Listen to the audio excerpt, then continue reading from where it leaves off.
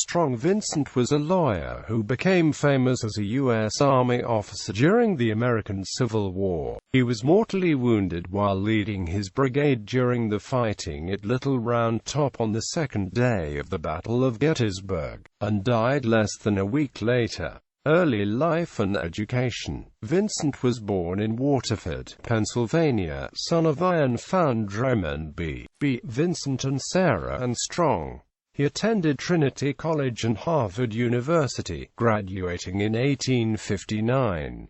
He practiced law in Erie, Pennsylvania. American Civil War. At the start of the American Civil War, Vincent joined the Pennsylvania militia as an adjutant and first lieutenant of the Erie Regiment. On September 14, 1861, he was commissioned lieutenant colonel of the 83rd Pennsylvania Infantry and was promoted to colonel the following June. After the death of his regimental commander in the 7 Days Battles, Vincent assumed command of the regiment. He developed malaria on the Virginia Peninsula and was on medical leave until the Battle of Fredericksburg in December 1862.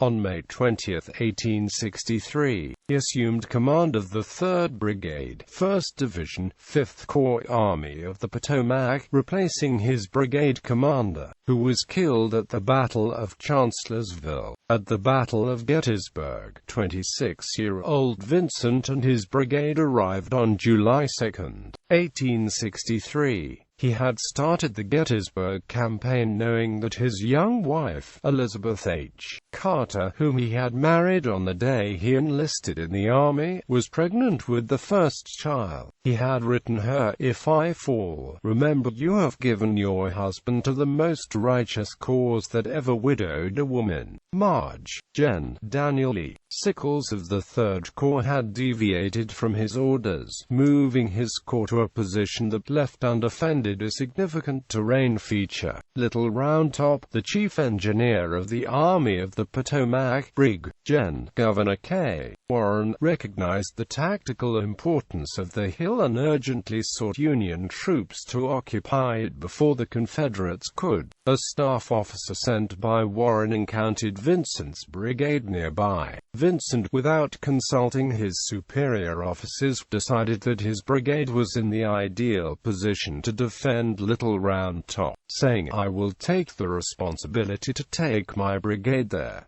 Private Oliver Wilcox Norton, Vincent's brigade's standard-bearer and bugler, later wrote that he and Vincent made a reconnaissance of the Confederate forces as the brigade was moving into position. While our line was forming on the hill at Gettysburg, I came out with him in full view of the rebel lines. They opened 2 batteries on us instantly, firing at the colors. Colonel Vincent looked to see what was drawing the fire and yelled at me, "Down with the flag, Norton. Damn it, go behind the rocks with it."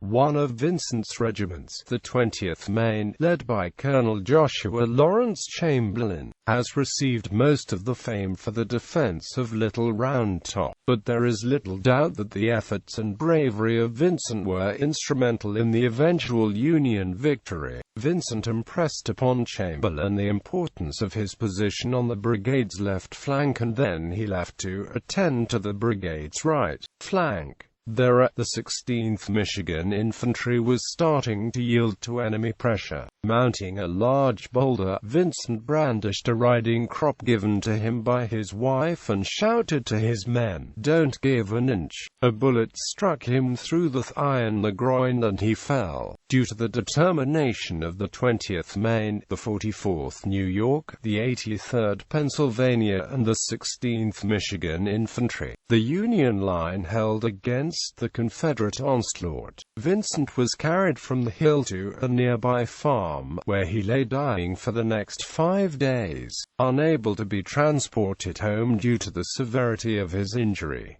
The commander of the Army of the Potomac, Marge, Gen. George G. Meade, recommended Vincent for promotion to brigadier general on the evening of July 2.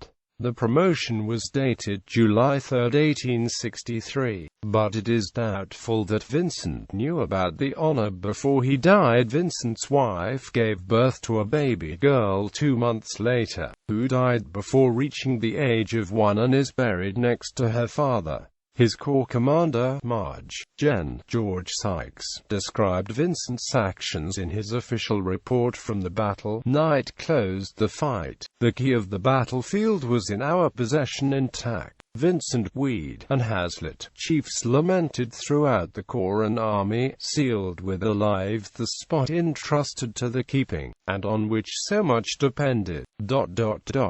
General Weed and Colonel Vincent, officers of rare promise, gave their lives to the country. Legacy. Vincent is buried in Erie Cemetery in Erie. He is memorialized by a statue on the 83rd Pennsylvania Monument on Little Round Top, by a statue erected in 1997 at Blasco Memorial Library, Erie, and by Strong Vincent High School in Erie. The portion of Little Round Top to the southeast of Sykes Avenue on the Gettysburg battlefield is known as Vincent's Spur. The 1 to 112 Infantry of the Pennsylvania Army National Guard stationed in Cambridge Springs uses the call sign Strong in recognition of Vincent's courage, determination and sacrifice. In popular culture, Vincent is portrayed in the film Gettysburg by Maxwell Caulfield.